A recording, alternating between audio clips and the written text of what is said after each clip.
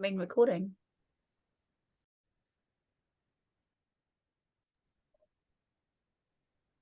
Okay, so move you guys out of the way. We're talking about it's a holistic approach to weight loss, client-centered. There's guides that you have for each session, but at the same time, like anything, for me, it's about working with what the client brings in. It's so important that whatever the client brings in the room, you're going to do GT, you're going to clear with the symbols, the emotions that are coming up, and it has to be about whatever they bring in. If they're having an argument with their partner, shift the feeling. If they've got kids problems, you've got to shift that stuff, because that's what's causing the nervous system to be in overwhelm. So even though you do have guides to work through with this program, that is the most important thing that you'll do. The second session will be the most straightforward session, where they'll come in. You might do stones if you haven't already done it, or you'll do like the gastric band, and it will be quite a short session, maybe 40-50 minutes. But apart from that, the other ones are really focused on why. So it says here, 90% of clients' weight is due to stuff. So it's not so much diet and exercise. When you have people coming in to see us, it's quite different to people that are going to like a dietitian or something sometimes, because by the time people are coming to us, they've tried everything and nothing's worked. And so that's a real good sign that it's a real mind thing, because if people did diet and it was just the body and it was just actually due to their food, the body would probably lose weight, maybe lose weight and gain it and lose weight and gain it. But by the time they come to see a hypnotherapist, they know inside that there's something else going on. Like they're frustrated. And I'm telling you, you've got to believe clients, because most clients that come in that are bigger don't eat a lot of food. They can't. Their body is literally squeezed in fat.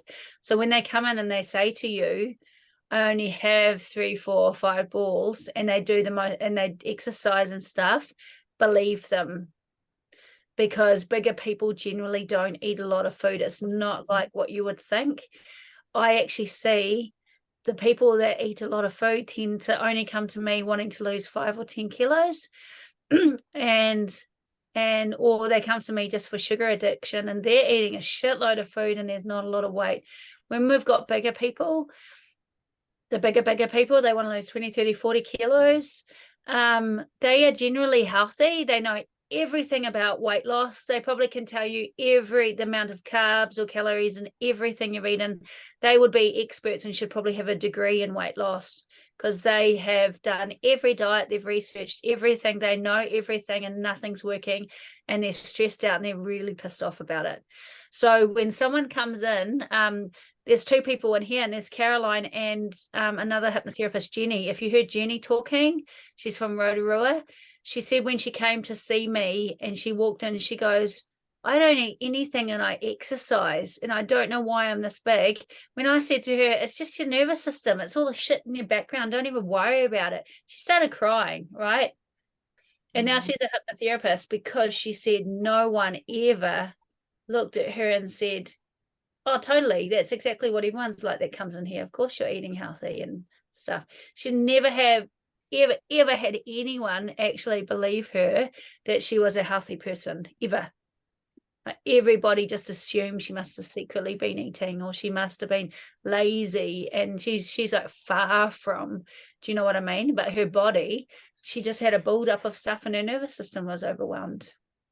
She's another one. It's probably 4 years ago and her weight's still, down to her goal, maybe a couple of kilos over sometimes.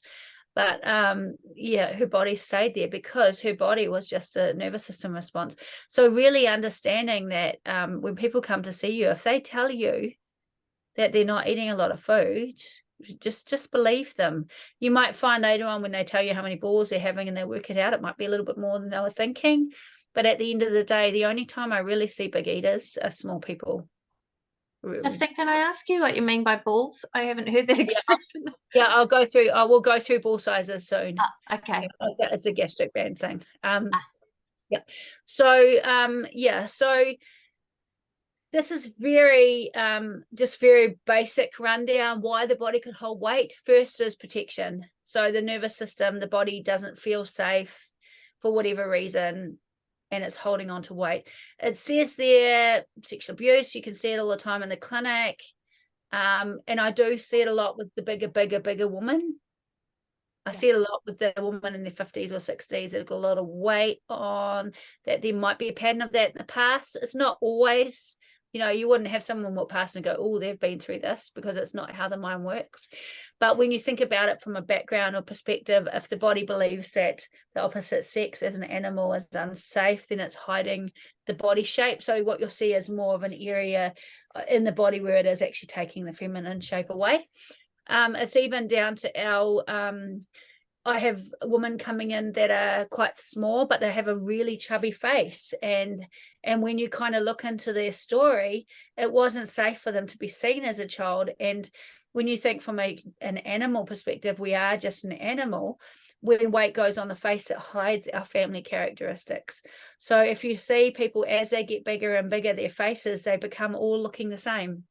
You wouldn't be able to tell, the structures in the face of who they actually belong to in a tribe, basically. So our body does have the ability to change. There is an example in here. A woman came in to see me. This was a very long time ago. She grew up very healthy. Weight wasn't an issue at all. She came to me in her 40s or 50s. She was married, had an awesome life, a wonderful husband.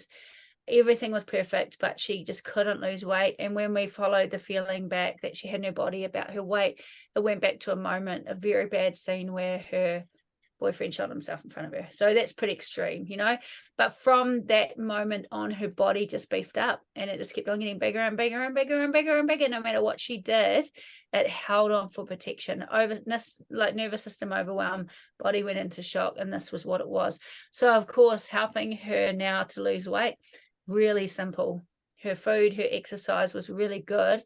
We just had to work on that trauma stuff, doing duty. Yeah.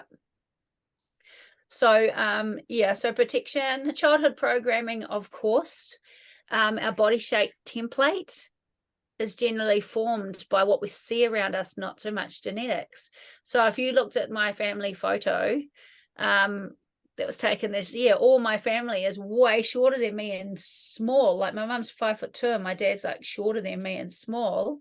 But I was raised by my aunties a lot of the time, because both my parents worked full time, and I've got their body. I got boobs and wings, quite a bit taller, and like I look like I sit in my dad's sister's kind of family. But as you guys know, what we see in those first 7 years is kind of, it gives our mind a template, not only just for weight, but for periods, birthing, health things is what we see around us. And I've got a friend, I think I've got it in here, who adopted a beautiful Māori boy at probably 4 to 6 weeks old. He's now 12, and he's fair skin, blue eyes, blonde hair, looks exactly like his brothers and sisters. So his mind, and we do this, it only takes about 10 years for us to start looking like our partner and the people that we're around. And as you guys know, our heart rate variability changes depending on who we're around in our house, and so does our brain. It wires with the people that are closest to us. That's why we have to be very careful who we spend our time with. So weight is the same. Our template, by what we see around us. And like I said, once again, people will come in and they'll say, oh, everyone in our family's big, we're big boned or whatever. And if our template is formed in a time when we are in trance, then of course us using hypnosis to change that picture is incredibly powerful, especially when we educate them and say, well, actually it doesn't have to be that way. Our body has the ability to actually change and mold around who we're around. I have women who have never had weight problems ever in their life. They move town, they get around a bunch of new friends who are all into dieting, and within weeks they can't eat carbs anymore. They go out and they go to eat food, and everyone's like, oh my God, can't believe you eat that. I've had this. I can't believe you're eating that, because they're all dieting, and they're like, You know, don't you care? And so they end up molding and becoming like their friends, and their brain takes on that instruction, and then suddenly the way that they're eating, they gain weight because their suggestion, it's who they're around, and vice versa. So you know, once again, we have the ability to change that because we do, you know, we use hypnosis, which means we have authority and we can give their mind suggestions and change pictures. That's why when you're working with clients, if you don't take them into the future, if they can't see themselves how they want to be, the chance of you getting there is pretty much impossible. Because if their mind picture of themselves is them now, and yet they want to be this goal, but they can't see it or feel it, you're not going to get them there. So even when I get people at the start, what's your goal? What do you want to feel like? I don't know. Well, is there someone that you want to be like? They need to get that very clear in their mind, and that picture very clear. Like I said, we can't move to where we don't know. So if someone's never been small, we're going to have to work with them on what it would be like to be small. What is it that you actually want, you know, and get them to choose a goal that is really realistic for them. They can go lower than that goal, but it needs to be something that they believe will happen.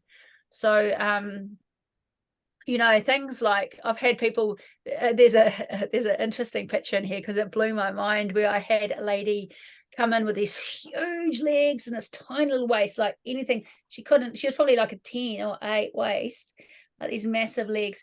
And when we followed the feeling back to when to where it started, she was sitting at 6 or 7 on this little park bench, and she looked down at her legs and she looked at her friends and noticed that hers were a little bit bigger. Now, no one in her family has got big legs. And when she saw herself, her legs weren't big. The person she was next to had tiny ones. So in comparison to everybody else, she was completely normal. So there's something about tree stumps. I can't even remember how that fitted in, but you can see how that perception can create our reality. As soon as you believe you are something, your mind will play it out.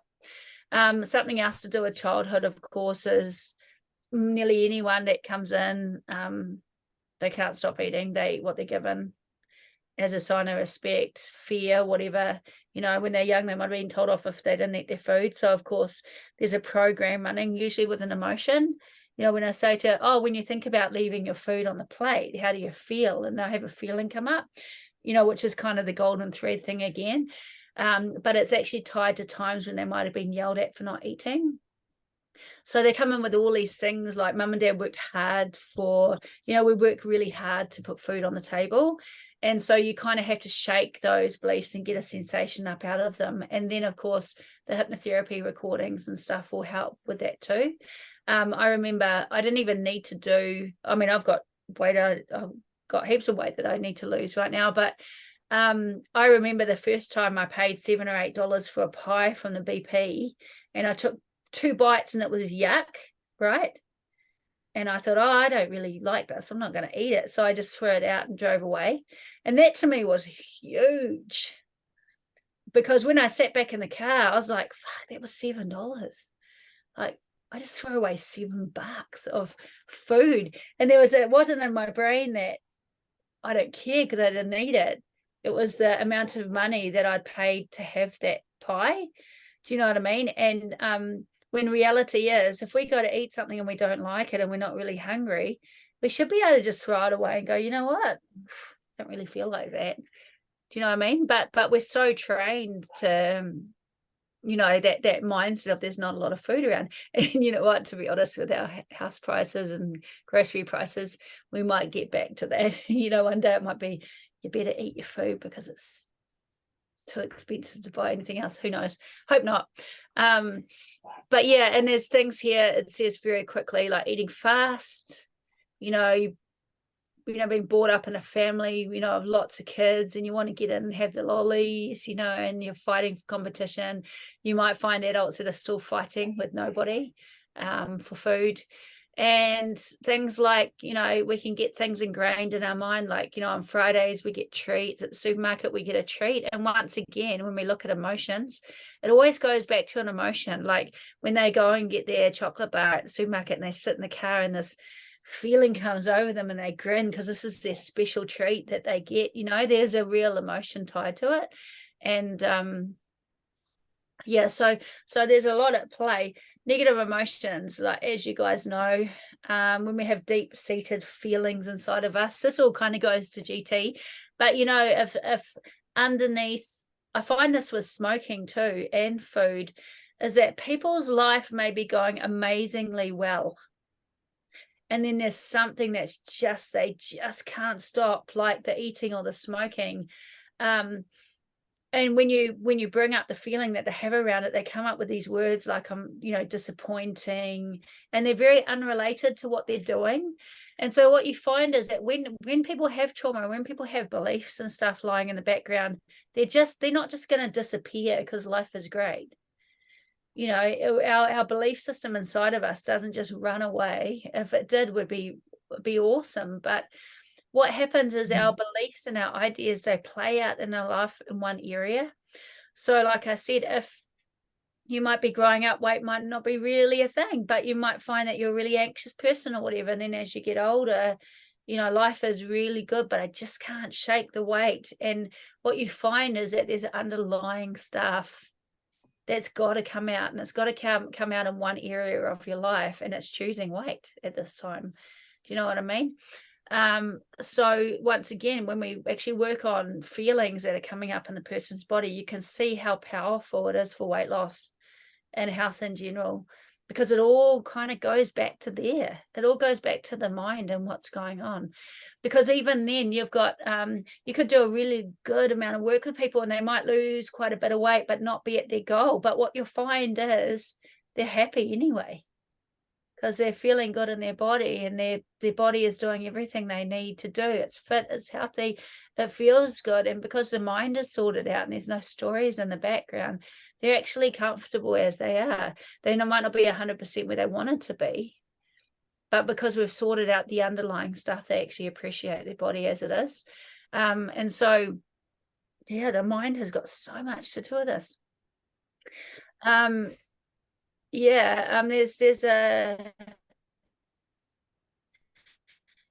This is quite common with men. So big guys coming in, and when they close their eyes, it goes back to deep sadness, and then we end up doing the goodbye because it goes back to the death of a parent, not being able to say goodbye. Once again, it's a nervous system response, and it happens quite often with big guys when they come in. Sometimes you only just need to do a good old clearing session, you know, clearing out with GT, and they go away and they come back and they've lost heaps of weight, because once again, it wasn't really food and exercise. It was more the body had the nervous system was wired, and it was presenting in weight.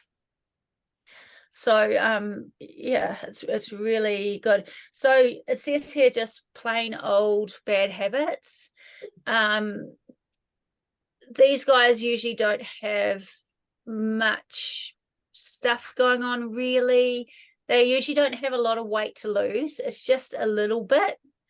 And they'll say to me something like, when I got in this new relationship, this person likes to feed me. They show with love, and we go out to dinner a lot. And in actual fact, it's not a lot of weight, but it's more their behaviors literally have changed by who they're around, and they're wanting to kind of bring them back into focus. Yep, it would have happened because they wanted to fit in. So there would be, you know, there's always something to clear, you know, around how they feel about themselves. But, you know, but when there are people that their food has actually changed, and they are eating a bit much, it tends to be the 5 to 10 kilo mark that they want to lose. It's not the people that are really coming in with that are overwhelmed. I'll mention it here. People come in with all of these reasons why their body can't lose weight: hormone problems, menopause, polycystic, metabolic disorders. And of course these things do affect the body, like we know that. But at the same time, a lot of the stuff that they're coming in with is psychosomatic, meaning they've been told it from the doctor, it's going to be hard for you to lose weight, or they've been told these are the things that are going to happen. So I tend to have the same results no matter what people come in with, because at the end of the day, even if you do have these disorders, they are going to be way worse when your nervous system is wired. Do you know, when your body isn't overwhelmed, then if you have got disorders and things going in your body, they are going to be overwhelmed too. So your symptoms that you're going to be getting are massive. Do you know, when we work with like menopause, someone's going to be talking about it this week. When someone's getting hot flushes all the time, it's actually quite amazing that when you calm the nervous system down and teach them responses for relaxation and things, the hot flushes go down too. So there's a real link between stress and anxiety, overwhelm, and the symptoms that you get with menopause. So once again, for me, when people come in and they say, I've got this or that, I kind of don't count that in the process, because I still work the same way with the person. We do have control room, which, you know, can do a little hypno balancing of the hormones, you know, which helps the person in their mind to think, oh, my hormones are balanced, which of course is going to, you know, cut out any of the psychosomatic stuff. Psychosomatic meaning our thoughts are creating physiological responses in our body, or our imagination really is. And so a lot of what you find when you're working with health, as you guys know, a lot of the pain and the illness and the stuff that's happening in people's bodies when they come to see us is actually created through thought and the mind. And that's why hypnosis is really effective with stuff. As Ceci, I know someone that lost 60 kilos with polycystic ovary. She's a legion, very conscious minded. She refused to take it on, and she just went hard consciously and did it through diet and exercise. So I've seen people fight the system, you know, not take on a suggestion and fight the system and get themselves really healthy the old school way, which is pushing through all of the stuff. It probably would have been way easier for her with someone helping with hypnosis, but she did it all by herself. Hard out exercise, hard out strict monitoring of the food. So it shows that even with stuff going on in your body, you can still do it. It's just, you know, way harder, you know, for people if they're doing it in traditional ways. But for me, yeah, calming the nervous system down helps anybody with anything and that's going on in their body, you know. Sometimes you'll see distraction. And distraction for me is the most difficult to work with clients, and I get it. And I kind of explain to them what's going on. Distraction, once again, is not usually someone coming and wanting to lose a lot of weight. It's like, oh, I've got 5 kilos to lose and it's really bothering me and I just can't shake it. And when I go into their life, there's something in their environment. So even though you clear past stuff, which is really important to do, because for them to be in this space, their nervous system is a bit overwhelmed.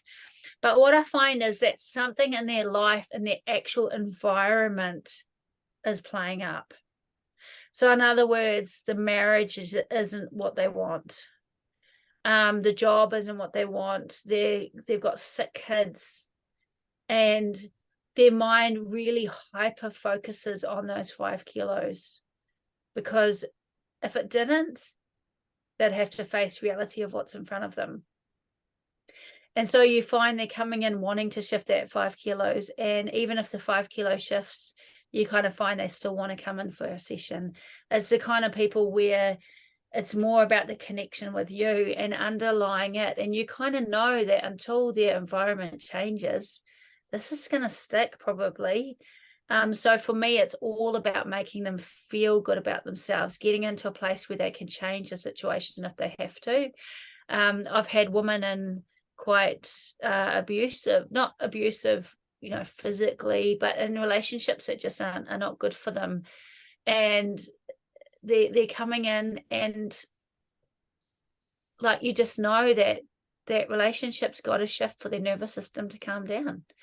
And well, it's not me to say to do that, but I'll say to them, look, you know, I'd work real heaps, still do what we're doing, but also really work heaps on getting them into self-esteem, self-worth, that kind of place, so that they can feel safe. And then once they feel safe, I had a lady that came who her job was not a safe environment to be in mentally, and she did really good work, but the weight, kind of, her food changed, her feelings about herself changed, but the body stuck.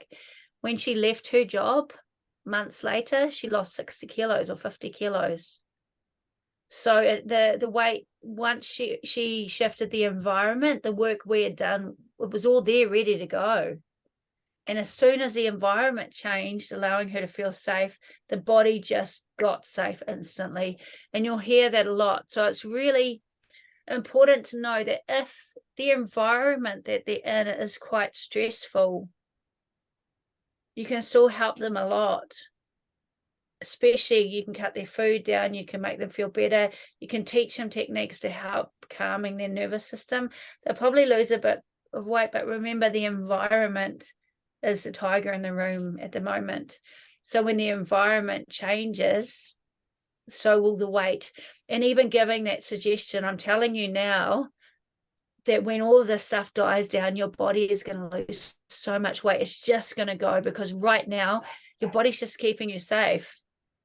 You know, so as soon as the environment changes, your body's just going to lock in and go down. So I keep on reminding them that, you know, because at the end of the day, their body is doing what it's supposed to do to keep them safe and alive, which is holding on to a bit of weight as a message that something's not right.